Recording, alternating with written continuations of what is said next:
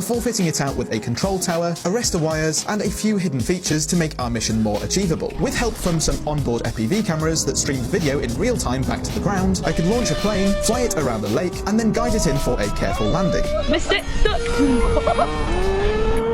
This was all extremely difficult, but in the end, we just about managed to pull it off and make a couple of safe touchdowns.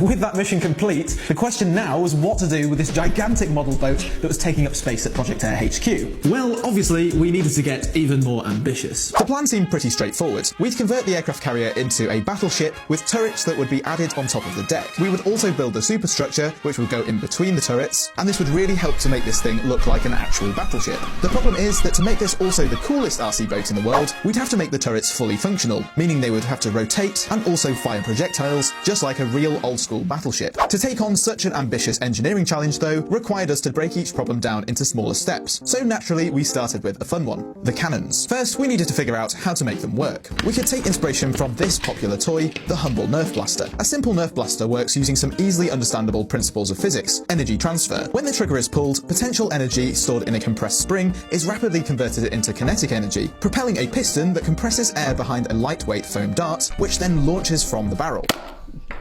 Did it have to be my neck? If we could scale this concept up, we could probably make some super-sized Nerf cannons suitable for our giant remote control battleship. So with that, it was off to our local hardware shop to gather materials for our first prototype.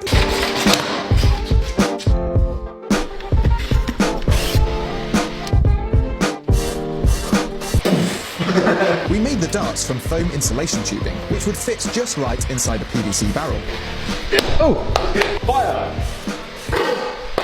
Instead of using springs to power the cannon, we thought it might be a good idea to use rubber bands instead, as they could be added or removed to regulate the power. 3, 2, 1. That was good. 3, 2, 1. Whoa!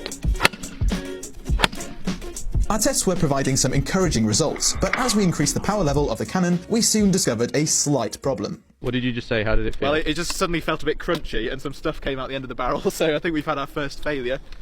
Ah, that could be a bit of a problem. The plunger has exploded. Well, it's disintegrated, isn't it? Where's the end of it? That must have come out the end of the barrel.